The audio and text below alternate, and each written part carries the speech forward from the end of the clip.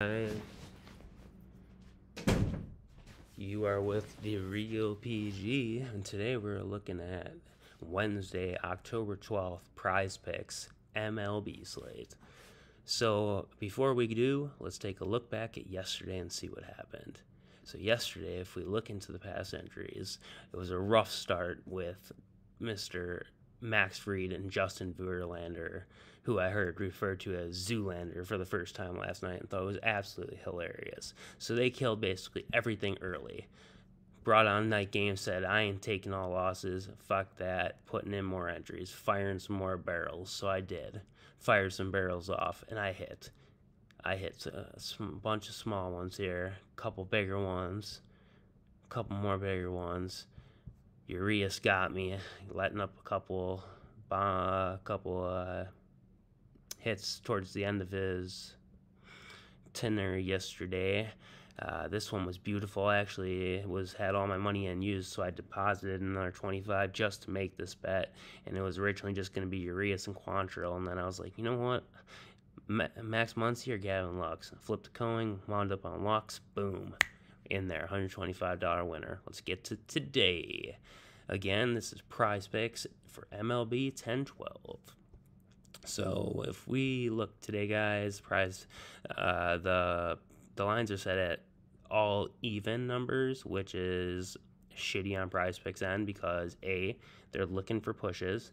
B, you have to go, whether it's a 5 or a 5.5, doesn't matter. 4.5 doesn't matter because you got to get to the next number either way. So even if these numbers go up, it doesn't matter, so there's no hurry. The only way this can help us if a number goes down to this point. And if any of these numbers go down to 4.5 to 3.5 to 4.5 to 4.5, for example, you jump on it and you smash you over.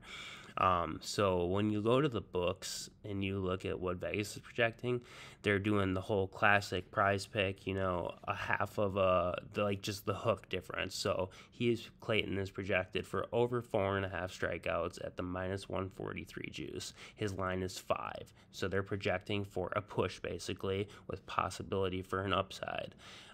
Same thing with Yu Darvish. He is projected to the under. He is juiced at minus 156 for under 5.5, therefore projecting him for 5 or less, which is a push or a possible loss. So if we back out and we go to the other game, it's the same kind of thing you're going to be looking at.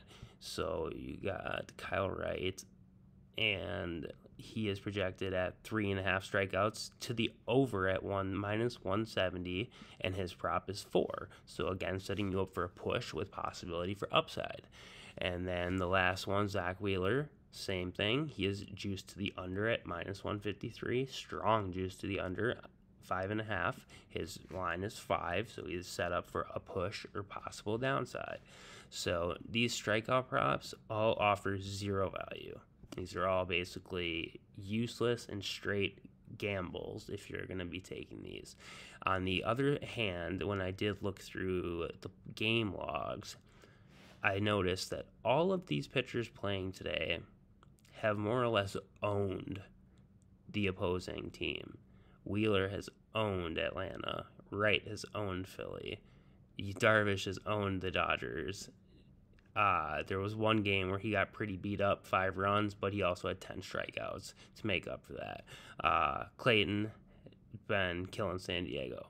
So, given that, we know that there's upside.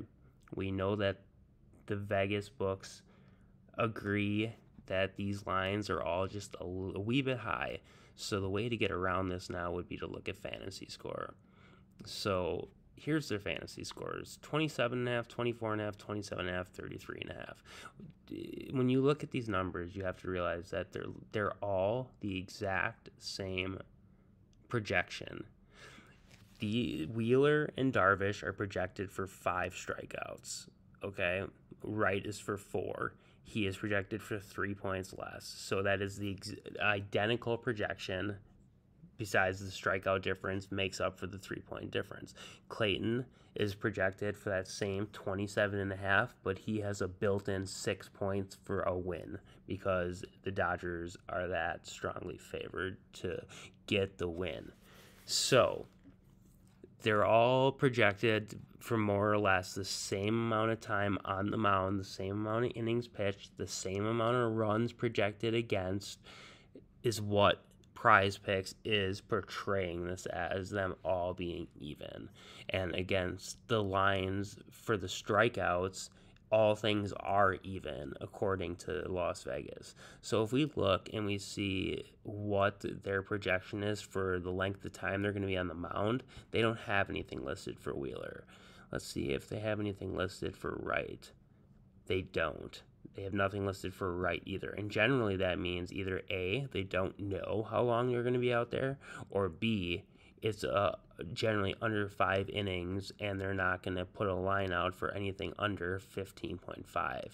So let's take a look at Kershaw. He also does not have any length of time to be out there, and Darvish, I would assume, does. He does. So Darvish is projected to be out there for 6 innings, over 17.5 outs at minus 119. The under 17.5 is at a minus 111, so it's a coin flip. But based on the eye test and history, Darvish should be on the mound for over 6 innings, and he should be able to throw over his projections of strikeouts. So I like these fantasy scores. If we look, okay, last 3 games, Wheeler has got there over that score. Basically a push, and the 3 games prior, Wright got there. Darvish, all 5 has got there. Clayton, same thing. Okay, so like I said, these pitchers have all dominated these teams in the past. They have surpassed or tied their strikeouts with these matchups in comparison to today's projections, every single matchup they've played this year. So is what I'm personally doing.